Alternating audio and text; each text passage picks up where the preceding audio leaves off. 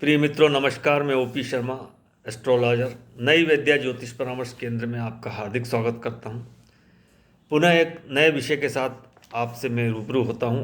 आज का विषय हमारा दीर्घायु योग। जी हाँ, हर एक व्यक्ति की ये इच्छा रहती है कि वह दीर्घायु हो और जानना चाहता है कि वह दीर्घायु है या नहीं। तो मित्रों, इस विषय पर हम कुछ बिंदु नोट किए हैं, उसको मैं आपसे शेयर करना चाहता हूँ। नमस्कार। पहला बिंदु है अष्टमेश जो है, मतलब कुंडली का जो अष्टम भाव का स्वामी है वो तृतीय भाव में हो, छठे भाव में हो, आठवें भाव में हो, ये 12वें स्थान में हो तो जहाँ तक दीर्घायु होता है। तृतीय भाव में होगा तो वह अपने से अष्टम होगा, अर्थात भावत भाव नियम के अनुसार हो जाएगा, तो जहाँ तक दीर्घायु होगा। छठे भाव में होगा तो वह विपरीत राजयोग बनाएगा, एवं आठवें में होगा तब भी विपरीत राजयोग बनाएगा, एवं 12वें भाव में होगा तब भी ये विपरीत राजयोग बनाने से जहाँ तक दीर्घायु होगा। दूसरा बिंदु है सिंह राशि में गुरु किसी भी भाव में बैठा हो, सिंह राशि जो कि सूर्य की राशि होती है उसमें यदि गुरु हो तो जहाँ तक दीर्घजीवी होता है। तीसरा बिंदु है जो शनि है वह लंबी उम्र का द्योतक है, लंबी उम्र देने वाला है, क्योंकि वह एक राशि में 2.5 वर्ष तक रहता है और आयु का कारक भी है। यदि वह तुला का हो या मकर का हो या कुंभ राशि का बैठा हो आपकी जन्म कुंडली में और 8वें स्थान में ही हो तो जहाँ तक दीर्घजीवी होगा। तुला मकर कुंभ का शनि 8वें स्थान में हो तो जहाँ तक दीर्घजीवी होता है। चौथा बिंदु है लग्नेश के साथ गुरु किसी भी स्थान में बैठा हो, लग्नेश के साथ गुरु किसी भी स्थान में बैठा हो तो जहाँ तक दीर्घजीवी होगा, क्योंकि जो गुरु है वह नैसर्गिक सबसे अधिक शुभ ग्रह है, आयु प्रदान करता ग्रह है, और लग्नेश के साथ होता है तो निश्चित रूप से जातक को लंबी उम्र देता है। पांचवा बिंदु है अष्टमेश के साथ शनि यदि हो।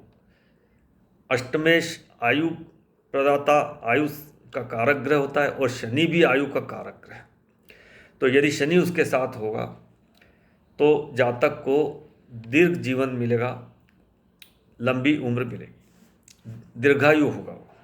छठा बिंदु तीसरे का स्वामी तीसरे में ही हो तो जातक दीर्घायु जीवन व्यतीत करेगा। तीसरे का स्वामी अगर तीसरे में, तीसरा जो भाव होता है वो अष्टम से अष्टम होने से आयु प्रदाता भाव होता है और उसका जो भावेश है वह भी आयु प्रदाता ग्रह होता है, अर्थात तृतीय भाव में हो तो जातक दीर्घायु होगा। हमारा सातवां बिंदु है पहले दूसरे तीसरे व चौथे भाव में, मतलब 1 से चौथे भाव तक 4 से अधिक ग्रह हो तो जातक दीर्घजीवी होता है। जैसे लग्न में 2 हो तो दूसरे में 1 हो, तीसरे में 3 हो या चौथे में 1 ग्रह हो, अर्थात 4 या 4 से अधिक ग्रह हो प्रथम से चतुर्थ भाव में तो जातक दीर्घजीवी होगा। 8वां बिंदु है हमारा तीसरे छठे 10वां स्थान 11वां स्थान पर शनि उच्च का, स्वराशि का, तुला मकर कुंभ का हो तो भी जातक दीर्घायु होता है। फिर से सुनिए, तीसरे भाव में, छठे भाव में, 10वें भाव में और 11वें स्थान पे जो शनि होता है वो स्वराशि का हो या उच्च का हो। तीसरे, छठे, 10वें और 11वें भाव में शनि तुला राशि का हो, मकर राशि का हो, कुंभ का हो तो जातक दीर्घजीवी होता है। हमारा 9वां बिंदु है अष्टमेश शनि 5वें भाव में तुला का हो तो जहाँ तक दीर्घजीवी होता है, अर्थात मिथुन राशि में ये होता है। मिथुन राशि में जो अष्टमेश होता है, मकर राशि पड़ती है मिथुन लग्न में, और उसका स्वामी जो शनि यदि पंचम भाव में, जहाँ की उसकी तुला राशि पड़ती है उसमें शनि हो पंचम भाव में उच्च का तो जहाँ तक दीर्घजीवी होता है। हमारा 10वां बिंदु है कर्क या सिंह लग्न हो, कर्क लग्न हो या सिंह लग्न हो और गुरु लग्न से संबंध बना रहा हो। कर्क या सिंह लग्न हो और उस गुरु जो है वह लग्न से संबंध बना रहा हो, कुंडली में गुरु 5वें 7वें 9वें भाव में हो तो गुरु की 5वीं 7वीं 9वीं दृष्टि गुरु पर लग्न पर होती है। कर्क लग्न एवं सिंह लग्न में यदि गुरु 5वें भाव में होगा, 7वें भाव में, 9वें भाव में होगा तो लग्न से संबंध बनाएगा और जातक इस तरह से दीर्घजीवी होगा। 11वां बिंदु है हमारा, अष्टमेश से अधिक लग्नेश बलवान हो, जैसे लग्नेश उच्च का हो व अष्टमेश नीच का हो तो जातक दीर्घायु होता है।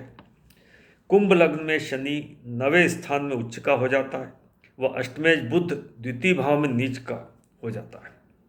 तो इस प्रकार से जातक दीर्घायु होता है। या अष्टमेश बुध है वो अस्त का हो जाए तो भी जातक लग्नेश उच्च का होने से जातक दीर्घायु होगा।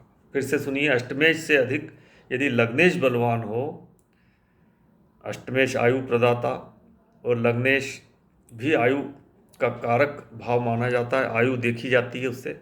लग्नेश उच्च का हो और जो अष्टमेश है वो कमज़ोर हो, नीच का हो तो जातक दीर्घजीवी होता है। अंतिम बिंदु हमारा इस क्रम में है, तीसरे का स्वामी 10वें में हो, अपने से अष्टम, तीसरा स्थान भी आयु का होता है तो जातक दीर्घायु होता है। इस प्रकार से ये दीर्घायु योग के बारे में हमें संक्षिप्त जानकारी देने का प्रयास किया गया। वैसे तो दीर्घायु होने के अनेकों योग हैं। उम्मीद करता हूँ प्रिय मित्रों आपको ये संक्षिप्त वीडियो इन्फॉर्मेटिव लगा होगा। यदि इन्फॉर्मेटिव लगता है तो आप इसे लाइक, शेयर एवं सब्सक्राइब कीजिए। नमस्कार।